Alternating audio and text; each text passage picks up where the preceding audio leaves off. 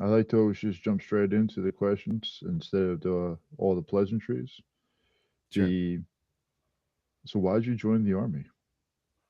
Well, it was a multi-faceted reasons, a set of reasons. Um, the the first was I wanted to get out of my town. I knew that with what I had done in high school, which was like a 3.1, 3.2 GPA, um, it wasn't going to get me very far, or at least into any of the colleges that I really wanted to go to. Um, and at the time, the work prospects that I had for myself were not very great. It was mainly just serving, service industry, um, and it wasn't really none of that was something that I really wanted to like continue to do all the time. Um, joining the army was gets me out of town. It gets me some kind of secure future for something that that I normally wouldn't have been able to have access to. But the reason why I joined, so I joined in an 18X contract, which at the time was a special forces contract. So it was the fast track into special forces. So I had to do a whole bunch of work and um, gaining a whole bunch of knowledge before I went into basic training. Um, and they gave us the option after airborne school if we wanted to go to a unit or if we wanted to go directly to the special forces training, and I chose to go to a unit and deploy to Iraq instead of going to deferring the special forces training. And then after I got through my deployment, I had situations where I was given a choice and I decided, "Nah, I don't want it anymore," and so they gave me the golden ticket out. How many years did you serve for? Just under three, like 1 month under 3 years. How was it readapting back to society after the army? It was extremely difficult. Not only are you adjusting into cultures, but you're also adjusting into a world that truly uh, doesn't really give a shit. There's a lot of apathy and there's a lot of turning a blind eye to horrific things that go on in our society all the time. And if you're really not aware of them, then they don't exist. It's very easy to not look at them. It's very easy to not see what's going on in Inglewood when you live in Beverly Hills. It's very easy to ignore what's going on in Hollywood when you're living in Gardena. And at the same way, it's a hell of a lot easier to miss what's going on in South Central Los Angeles if you're not in there. And I know that all of the people who've been coming from there have been saying that since the '80s, and it's still true. So obviously there was some apathy, there was some actually resistance. What did you do when you got back from the army? So the first thing I did was get myself a handle of vodka, and decide that that was how I was going to deal with it for a while. But because I got back and I found out my girlfriend was cheating on me throughout the deployment, and um, you know, so immediately when I get back, the first thing that I go to rely on, I find out that I can't rely on. So after that, I decided, you know what, life's too short. I've got to stop fucking around, and I've got to um, go after music. I knew that music was what I wanted to do, and I knew that life was too short to go wasting it trying to do other shit when I knew that I had the GI Bill to set myself up for success. So after that, I drove out of Alaska all the way down to California in my '97 Honda Accord with studded tires in December, and I drove out of Alaska all the way down through Canada and all the way down to California, and then over to Minneapolis, St. Paul, where I tried to go to music school. at McNally and Smith, but they didn't let me in. And it was kind of a fun story. Um, so I had signed up for McNally and Smith, and I go to the audition. There's this audition where you have to go and play, and I was told you had to play 2 songs, and so I played Jimi Hendrix Voodoo Child and sang along with it. And I think like Metallica, Nothing Else Matters, like it's something, it's very, very simple for guitarists to play. And he was, and the teacher who was doing it was like, the hell, you don't belong here. You don't know 2 versions of a pentatonic scale. You don't belong here. This is not going to be the school for you. You're not good enough. Making up all these different reasons why I shouldn't go. And I was like, you know what? You're right. Fuck this school. I'm not going to go, especially because of you, because he was a real dick about it. And 2 weeks later, they give me a call and they're like, hey, why aren't you in classes? And I'm like, well, the advisor guy who I'd had the audition with told me that I didn't belong there. And they were like, oh, that's no. That's, of course you belong here. You can, I'm like, no, I don't. Because if you don't know what that guy said and you don't have any idea about this, the stress that he put on me about not being good enough to be in your school, you wouldn't be calling me right now. So I cut off the entire thing and decided to go to MI in Hollywood. So I drove from Minneapolis, maybe a year or so later, Minneapolis to Los Angeles. So what is MI? It's Musicians Institute. It's a music school in Los Angeles. It's right in the center of Hollywood. So how has music and being able to write music and play music helped you out mentally? It's been a lifesaver.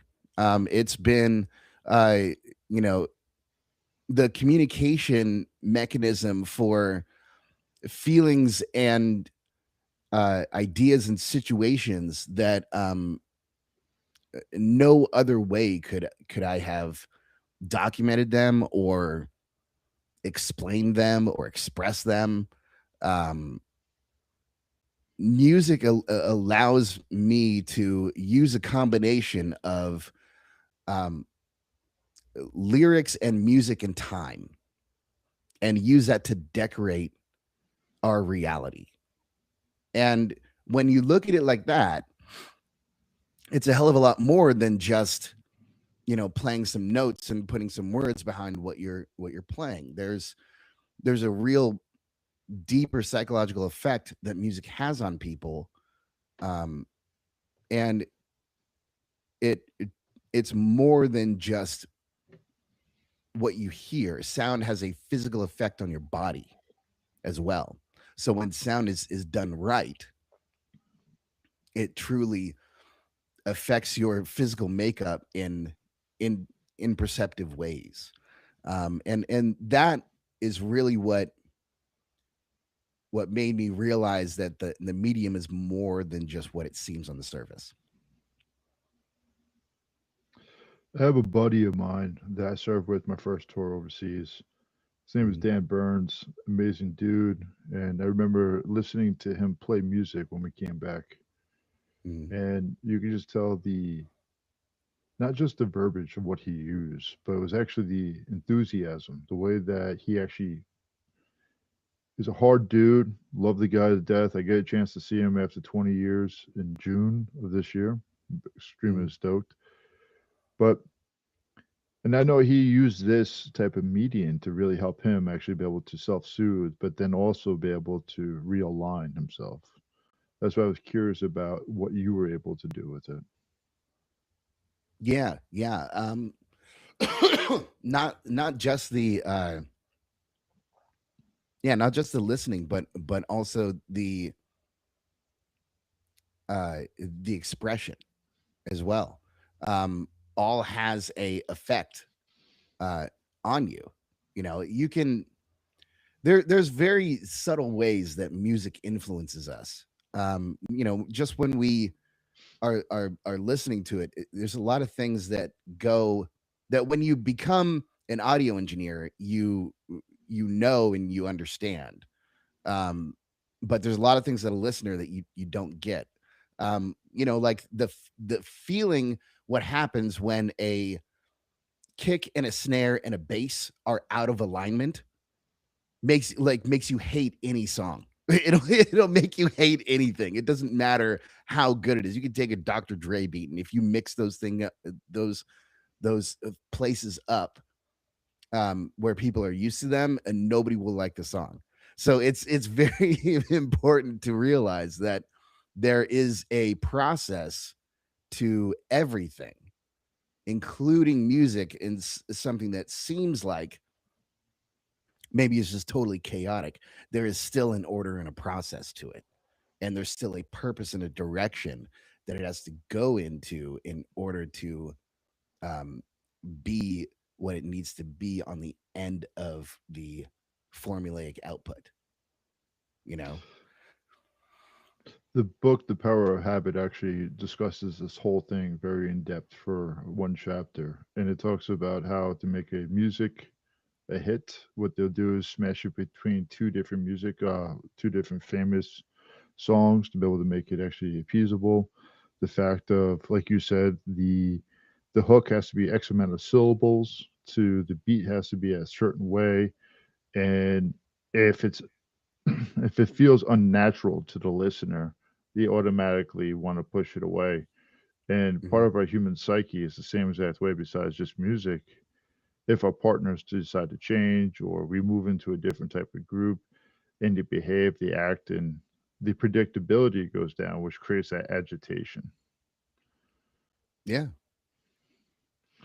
So, how long you been playing for? I've been playing guitar since I was 12 years old. I've been singing since I was four. When I was very young, around that, around four, I joined up in community choirs. And 12 is when I picked up guitar. Um, and I was in an opera when I was seven. So I started to come around into the higher level of vocal techniques at a very young age. That was extremely important for me. Um, Later on, when I was studying at MI, one of the most valuable pieces of information that I got was how to fix my voice when when the high register collapses, when you're all full of phlegm and bullshit, you have to know the process back re to making your voice as good as it was before you were sick. And a lot of times your upper register will just collapse, um, because of stress, because it can be drug induced, as it happened with Amy Winehouse. But it happens to singers all the time. But with her, it's especially tragic because no one told her that it's possible for your voice to come back when that happens to you. If somebody had been able to tell her, there's a good chance she would have still be alive. So it's one of those very important aspects that I learned was how to reestablish the nasal presence, and resonance in yourself so that you can push yourself to become better. That was one of the most valuable pieces of information that I got because I've had to reset my voice about 3 or 4 times already in my life. So that's an extremely important skill that I learned was how to take care of the voice and how to slowly bring it back so that you don't lose um, everything that your voice was prior to being sick or to um, or a nasal collapse or anything like that. Well, I had no idea about that. That's something brand new to me, and I've always hated my voice. So maybe I might actually learn how to do this myself to be able to make it a little sound a little bit more professional or a little bit more pleasant. But Sure, sure, yeah. I mean the little bits of projection and where you're projecting through your face really does make a difference. And the more that you do study, I would highly encourage you because the more and more that you do study it and work on opening up through those breaks, the better off your voice is going to be. And as men, we're like, we don't want to sound like, but you have to push air through those breaks in order to make them less noticeable, less obvious. And I've still got breaks that I'm trying to push through too. It's been a solid, 3 or 4 month process of me rebuilding my voice again, since I kind of lost it back in like November of last year. So it's been kind of a weird tentative process, but the more and more that you work on diaphragmatic breathing and connecting it with the air that you're projecting out of your nose, most men don't realize just how clogged your nose really is. And it feels like it's open, like you're breathing, but there are ways in which you you can breathe out through your nose that also is there's air escaping out your ears. And so if your ears are clogged and you don't realize your ears are clogged and your nose is clogged, then your voice is going to be restricted in ways that you would never perceive because you've never truly opened them up. Well, I've definitely been punched in the face quite a few times and also in the head. So, That helps to mess it up. Yeah. Yeah.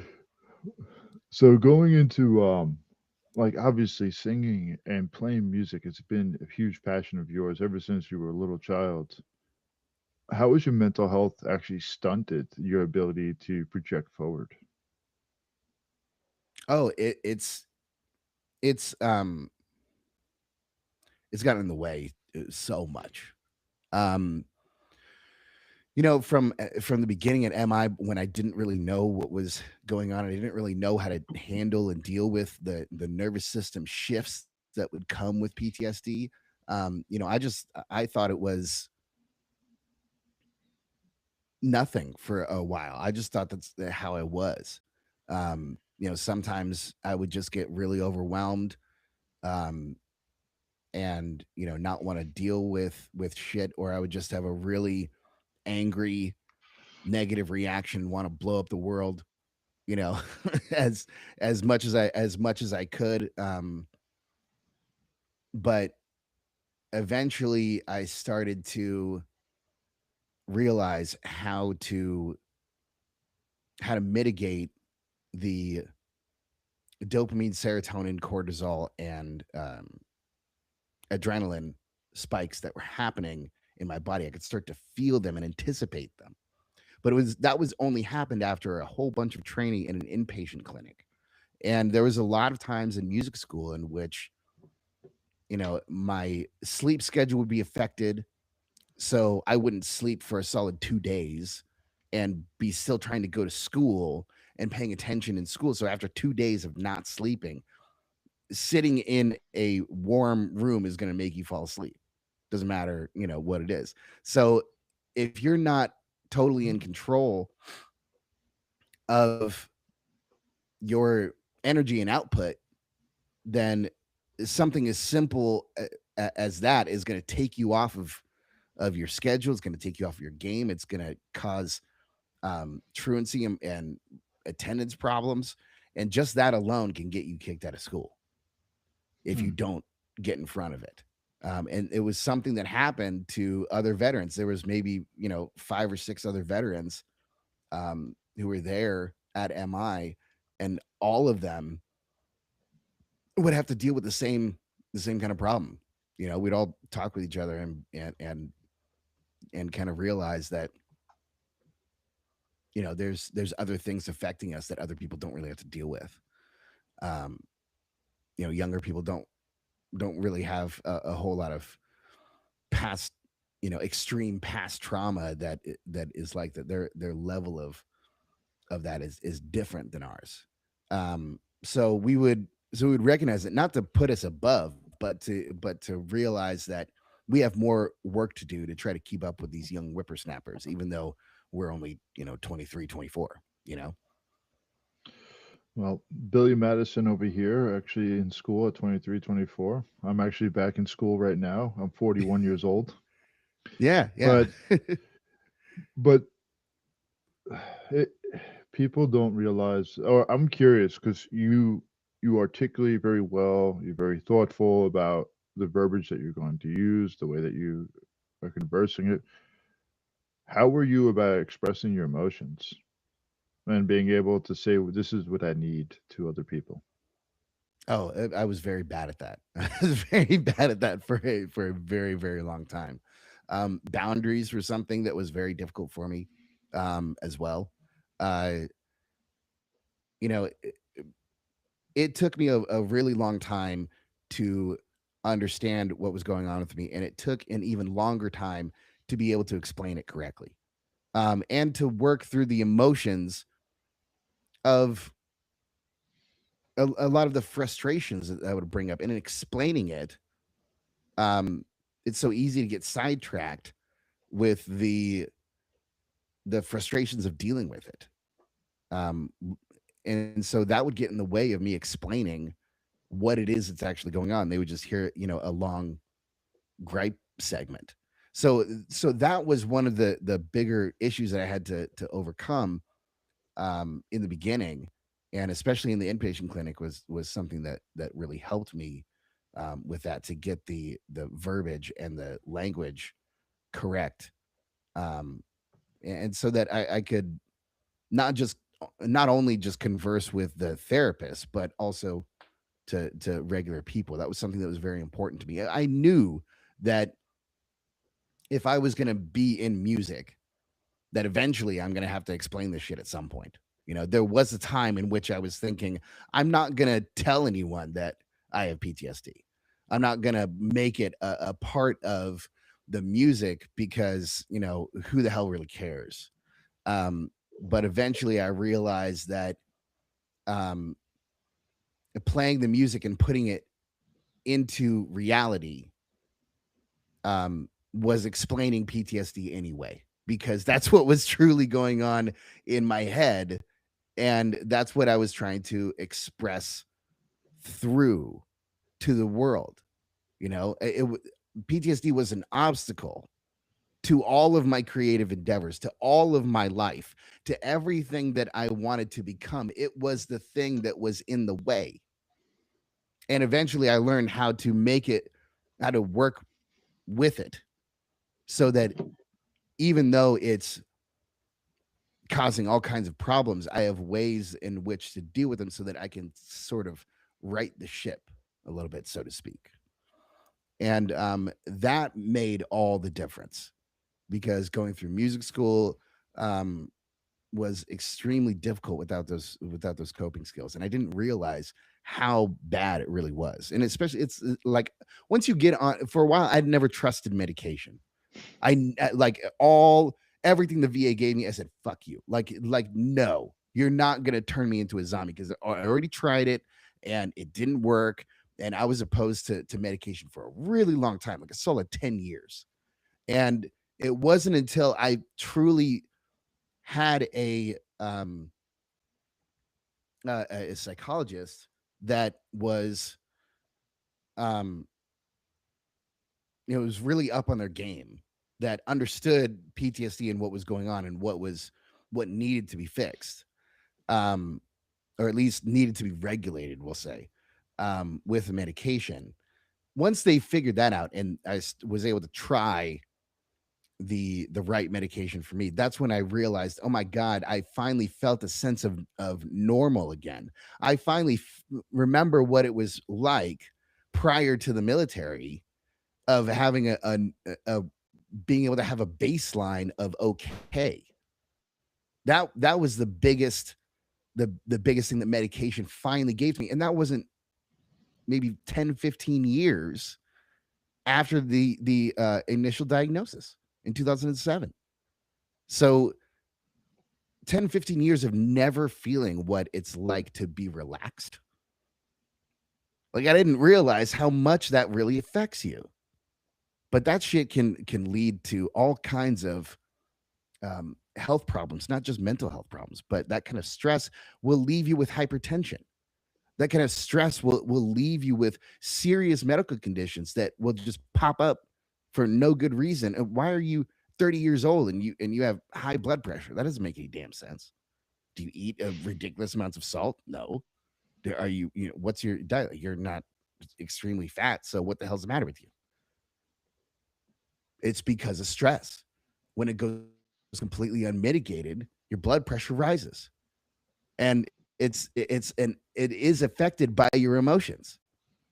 So if you don't mitigate your emotions, your blood pressure is going to go out of control and eventually create a disorder. So this is just one of the many examples that PTSD can have on people's lives and livelihoods, that they think, well, I'm just a little angry about shit sometimes. And that's stuff that I never talk about. That's never going to come back to harm me. Bullshit. Yes, it fucking will. Yes, it fucking will. So you said something that you didn't trust the VA, or you didn't trust medicine for the first 10 years. What was your hesitation about that? Um, I felt like they were just throwing pills at me. And in a way they were, because at the time the VA didn't understand jack shit about PTSD. I mean, they truly didn't. It was at a level to which they were like, "Oh, you've got PTSD, so you're really scared of shit." Well, what are we supposed to do with you? I guess, just talk therapy and we'll talk about the things that scare you. That's not fucking PTSD. That's not how this shit works at all. It is a permanent effect on your nervous system that makes your nervous system go out of control at that moments in which you do not have control over your nervous system. So it's responding to stimuli that isn't there. So that's the true problem of, and that explains the basis for what the slew of different symptoms and how that can manifest. That's the true way to look at PTSD. How they were looking at it in 2012 when I was showing up was, oh, you must be really scared of all the things that happened to you before. No, I wasn't fucking scared of all this shit. I don't think that the enemy is going to show up on Sepulveda Boulevard and try to fuck me up. That's not what I'm afraid of. What I'm afraid of is walking down Sepulveda Boulevard and somebody looks at me wrong and I think that they're going to attack me, and I preemptively attack them because I'm trying to protect myself or protect the people around me, or I don't like the situation, so I'm going to resolve it myself. That's what I'm afraid of. And these are the kinds of things that the VA just didn't get. And because they were throwing opioids at me, I'm like, man, you really don't get it. You really, like, really badly, because that's the worst fucking thing you could give me. So it was extremely problematic. I mean, all of their literature about it was just screwed up. Like they just truly demonstrated they didn't understand what the hell was going on. And truly, I didn't feel like the VA or the vet center knew, but I didn't feel like the VA really understood what PTSD was and how to treat it until 2018 or 2019 or so. That's when I started to be like, oh, they're actually giving me the correct definitions now. So the reason I'm asking these questions, and I appreciate the honesty, is that when people hear your story, they hear similarities. They'll actually hear the reservations to it, the concerns. It's not one size fits all. And even though your story is personal to you, the story is not unwritten, uncommon to many other people. And that's why I asked those questions. It's when I came back in 2008, it was a handful of medication and pretty much disappear. Yeah. And the other part to it is I didn't have the ability nor wherewithal to be able to say, hey, I'm feeling this. I go into the bar because I was worried about the white coats coming. You're going to put me in sleeves and just say goodbye. I go to a bar and I'm looking at every way to get out and every way to hurt somebody if I need to. Yeah. And so I am so much in the future that I'm not enjoying the time. And if anything, I'm drinking even more to try to numb those urges to the point that I'm blacked out. I remember on one of my birthdays, I was headbutting people. I was just straight up headbutting people in the bathroom, and we were having a good time with it. But no shit, it's like we're doing things to be able to create the sense of being alive. And when you're on Yeah. medication, sometimes it actually throttles down those emotions. So the question I have with the emotions, like after you started to do the medication, how was it with therapy? Were you able to start to discuss things? How was it able to really, I don't want to say, how did it actually help enhance your therapy session? That's a great question. Um, well, if you're more stable, um, you're generally able to talk about to be objective. That's really the key to being stable is you're able to be objective. When you're in a desperation mode, you're not able to be objective. You are when you have desperation pushing you, then usually you're going to make mistakes more often than not. That more often than when you're stable. Um, so I truly didn't realize the larger effect that the right medication could do for me. Because before, like it felt like they had to change my entire personality. But after I had done a whole bunch of work without the medication and then adding it in, because I was able to isolate and understand um, that the that the nervous system is just going to do what it's going to do, and if I can get in front of it mentally and think about it and be objective about how I'm thinking, then I'll be able to deal with it a lot better. But that process didn't work without being stable. Hmm. That process doesn't work without the medication. If you never come back to stable, you're never going to be able to be objective. Hmm. Everything is going to be a threat, and it will continue that way. And you don't realize how you isolate yourself because of that. You don't realize how you avoid things because of that. Just like you were talking about, you overdo the drinking because you know this is the thing that's going to stop me Hmm. from constantly analyzing the room. And so I can finally turn my brain off. And oddly enough, I would talk I would have girlfriends all the time where, to them, the sex is what turns their brain off, you know? But for me, it wasn't the sex that would turn my brain off. It was dealing and confronting with the emotions and expressing them and having some place for them to go. That's what eventually brought me back to stable, was to coming to a place of acceptance through the process of grief, because I also didn't realize that the process of grief is something that happens on a recurrent basis, and it's out of order. It doesn't always happen in the same order, you Hmm. know so once you I realized that the process of grief is something that happens all the time. Whenever you lose anything, doesn't matter if it's a sweater or a loved family member, the process of grief in its stages is exactly the same. The details of how you bounce through it may be different, but the process is still the same. So once I started to realize those processes that were affecting me, like the stages of grief happening all the time and for different subjects, and you're going to be at a different level for each subject, that's when I started to realize, oh, this is really, really important, for not just for my physical health, not just for my mental health, not just for my livelihood, but for everyone around me and everyone who I would ever meet. And that right there made me realize the scale of this. Because if I wanted to go and meet everybody, go and be a famous musician, if I wanted to go after and become, a musician that people knew, I'm gonna have to meet a whole shitload of people. So if I don't get in front of that, goddamn, I'm already kneecapping myself. That's why when I talk to people, I say one of the best gifts you can ever give to somebody is actually healing. Healing yourself. It might seem selfish, but it's the most selfless thing that you can do.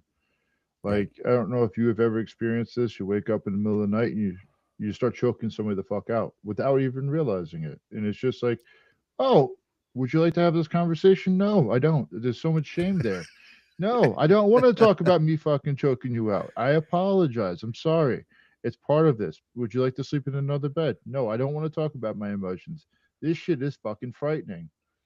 And Yeah. it's like when dealing with that type of stuff, it's really difficult. And when you're actually able to have that type of dialogue, you start to realize that realization that you want to heal. The other part of the healing that people never talk about, and I wish they would actually, what happens to the relationships that you have, and how does it actually change you to, you don't want to go to the same substances, you don't want to go to the same type of negative behavior, you actually go into a less predictable pattern. And I believe that is something that I wish we spoke about more when we're in the healing process. Mm. Yeah. Yeah, absolutely.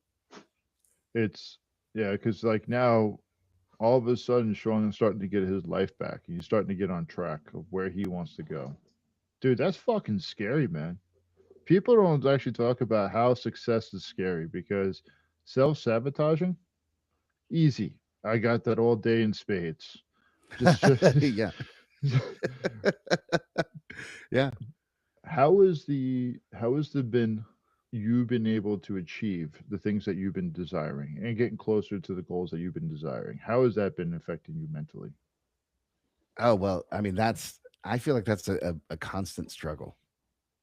Even now, even with as much as I know, even with as much as I have, understood, and how much I know about myself, and all of that, it's still something that is an uphill battle all the time. And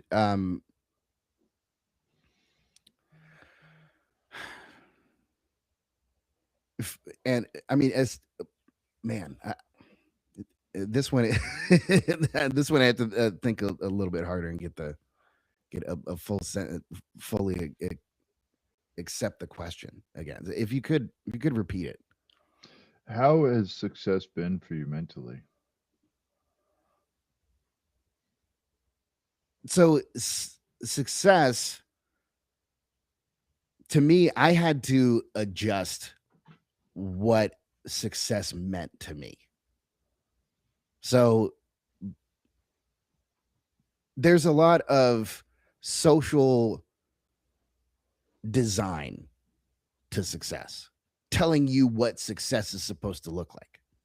For example, in the music industry, if if you're not playing 100 shows a year, are you really successful? If you aren't signed to a major label, are you really successful?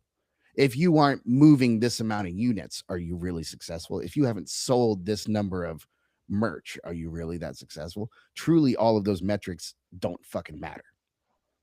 What measures success to me is how am I able to accomplish the goals that I set out to do? So, for example, I set the goal to I'm going to make a version to normalcy at Blackbird Studios with a great producer. And when I go through that process and I end up with exactly the kind of music that I want to have, that's my success. Everything that happens with promotion and marketing afterwards is just a cherry on top of the sundae. But the real sundae, the ice cream and the bananas and everything that goes along with the split, that's the success of making the music and putting yourself through the process to end up with the best that you can do.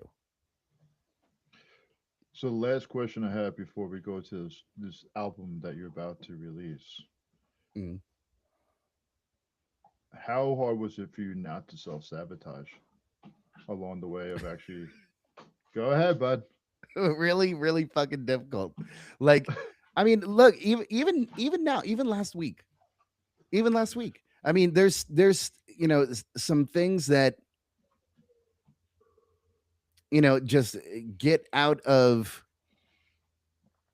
sometimes things will just get out of hand, out of your control, and For me, my sleep schedule was messed up last week, and that caused me to miss some meetings.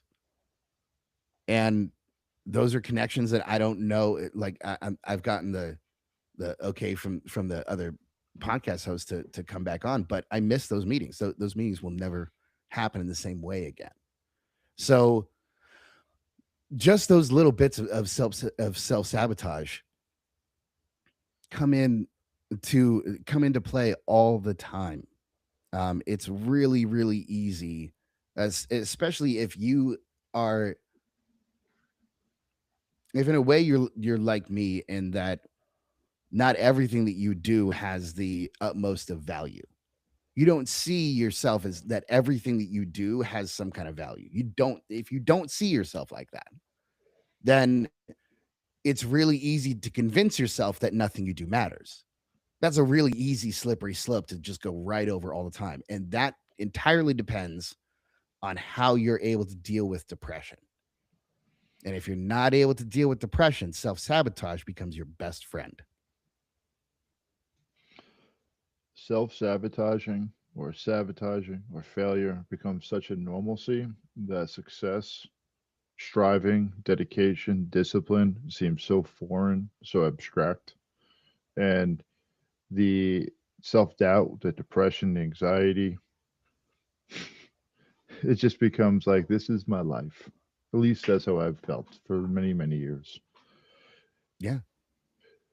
The why did you decide to write this album? Hmm.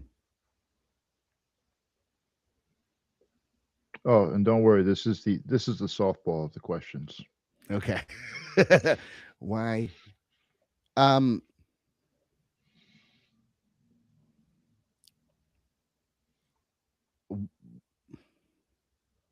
why?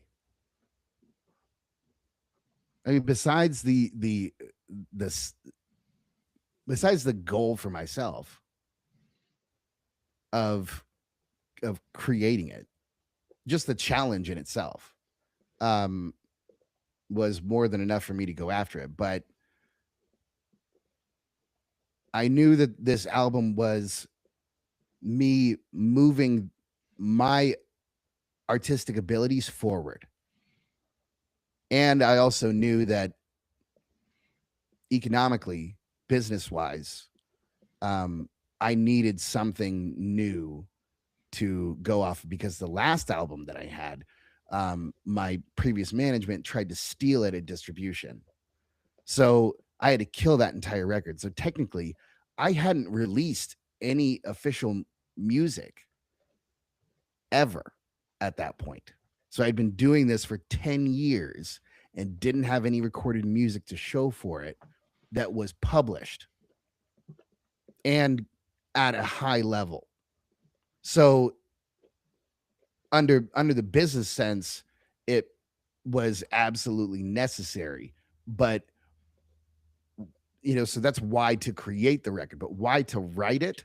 I felt that this country, at least, um, was so unprepared for a tyrannical culture, let alone a tyrannical style of governance. And when we've got a news media cycle that never ends and is made to confuse you and distract you and not really inform you, but to just scare you. And then you've got a academic culture that gatekeeps all of its knowledge so that you can't become smarter. Um, then you've got a culture that rewards vapidness and a complete lack of morals instead of celebrating people who do the right thing. You have to look for the helpers because they're not easily obviously apparent. When you're in a culture like that, I saw it as just primed to fall into a dystopian type authoritarianism. I had an idea that it was probably going to become a corporatocracy, kleptocracy, I knew that eventually corruption is going to overtake the entire system because I could see it. Nobody gave a shit when it happened in small batches. And when we just let the little things go, eventually bigger and bigger and bigger, bigger. Oh, what's the deal with raping kids then? Oh, well, what's the big fucking deal then? That's where we're at right now. And it's fucking ridiculous. And anyone who fucking thinks that and thinks that somehow this shit is acceptable and the Epstein files don't matter, you're fucking wrong. You're absolutely fucking wrong. And and so the details of how have become widely known. And that's been at least great for the album in that it fits into the society now. Before it didn't. Before, me saying, "Hey, watch out for fascism," was like, "Yeah, right, dude. Whatever." Like what the fuck are you even really talking about? We're not that. Yeah, you are, was my message. Yeah, we are. We have issues with authoritarianism and fascism and racism and bigotry in our country, and it's baked into it. And unless we face that as men, we're not going to get through it. If we just accept the worst of our culture to be the ruling entity in our culture, we will always lose, and we will never get to a point of any kind of success.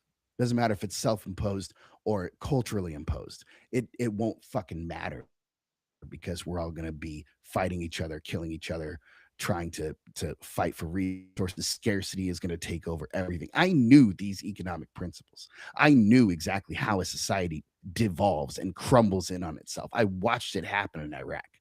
I watched theocratic fascism take over a country, and I watched people who were Muslim and were religious, but also had a greater sense of morality from multiple different sources because they were well educated.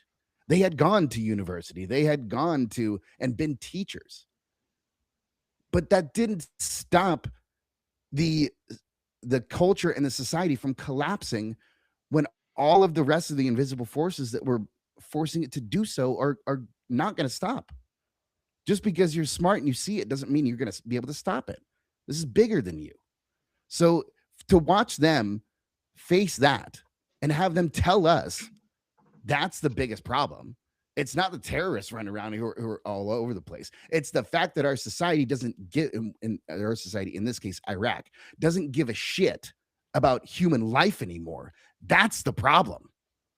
That's what's going to create and continue and perpetuate this war, is that we don't give a shit about the person dying right next to us. That's what we don't, and we know that we can't do anything about it, and so we just have to watch it. And now our society, through our medical system, through our lowering of all of the funding that comes to SNAP benefits, when we starve 16 million children just fucking because, these are things that create a true walling off of your perception for what the society actually is, as opposed to what you believe it could be. And Americans are very, very much caught up in the potential. We're not looking at with the reality. And with this album, I wanted to bring back the reality and that's why I call it aversion to normalcy, because I'm describing the dystopic nature that we live in as the norm now. That's how it is. We're not the best of our two sides of we're not the better side of our evils. We're the worst side of our evils. We are the absolute fucking worst. So what do we do now? And that's a personal struggle that I came to as well back in 2010. I was the worst version of myself, and I could feel myself slipping further and further and further into the worst version of myself. So how do I stop that? How do I become better instead of slowly just evolving into the worst case scenario? That was the place that I was writing this album from, and I wanted to give myself the platform to speak on. Well, I appreciate you being able to want to create that change, man. And you want your music to be out there and actually sharing it with people to hopefully agitate them enough to be able to realize these are some of the areas that you would like to see improvement. And Mm. as a lot of what you have talked about today, I've actually Five Finger Death Punch, and I don't know how you feel about them, but I was actually thinking about Jekyll and Hyde. A little bit off today. That's my go-to song that I know that I'm fucking plummeting. Both of those two are my Mhm. plummeting songs. And the there's an album. It's about capitalism, and that's what it reminds me of a bit. And it's just the over and under, and how people are pulling you down, or capitalism is pulling it down. It's I hear about that you want that change. You want things to fucking heal. You want people to be able to converse. You want people to not be able to starve. You want to look at it like this. And the society has been primed in a lot of ways to be so hyper individualistic because of their own problems, that they're not Mhm. looking at how these individual problems are collectively creating more and more of a division. And we keep looking at the smoke screens instead of actually the truth. George Orwell wrote a really great book back in 1948, uh, and there's a lot of distrust. There's a lot of distrust about how we perceive people. Mhm. And so I got a couple more questions for you. Obviously, the second question I was going to ask you, what do you want people to get from your album? But you decided to take my fucking thunder, so thank you. The the next thing I would say is, what message do you have for people that are ambivalent about changing or healing? Mm. Um, what you don't know will kill you.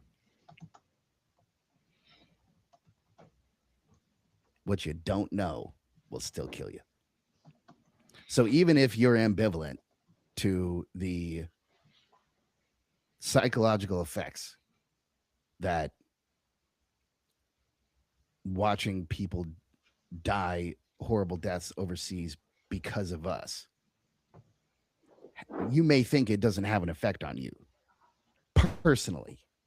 And maybe it doesn't. Maybe you don't know anyone in the military and you don't know anyone in Iran. However, we are one part of a global society, whether we like it or not. We exist on a spinning ball in the middle of the Milky Way galaxy and a whole bunch of nothing. And we're surrounded by a whole bunch of nothing. That means we've got what we have. And if we don't keep it, truly, we'll lose it.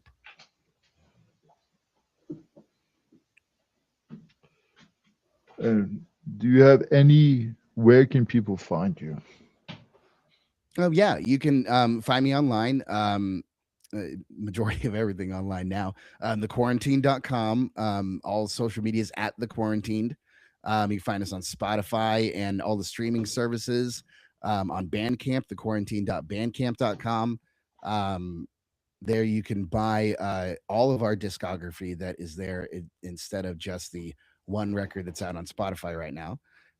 We have plans to release all of them, um, but it is a process in itself. Um, you can, and yeah, you can find us online for right now. Oh, YouTube too. We're on YouTube as well. Dude, I have to say it's been a pleasure to talk with you, man. It's you can just tell you have a soul that is wants to help people, wants them to be seen, using whatever platform that you're able to use to be able to get that message out there. It's I'm glad that you take the opportunity to, man, because helping the people that are not being helped is very courageous. It's actually standing out from the collective norm, and calling a spade is what we need to start doing. And like yourself with your album and your platform, I'm trying to do the same because mental health is really important to me. I almost took my life back in 21 and also in 2014. There's plenty of guys out there and gals that would be listening to your story that might actually be able to help them out with the ambivalence and to be a little bit more courageous of the health and change. Yeah, I hope so. Absolutely. Thank you so much for saying that. That's really really awesome.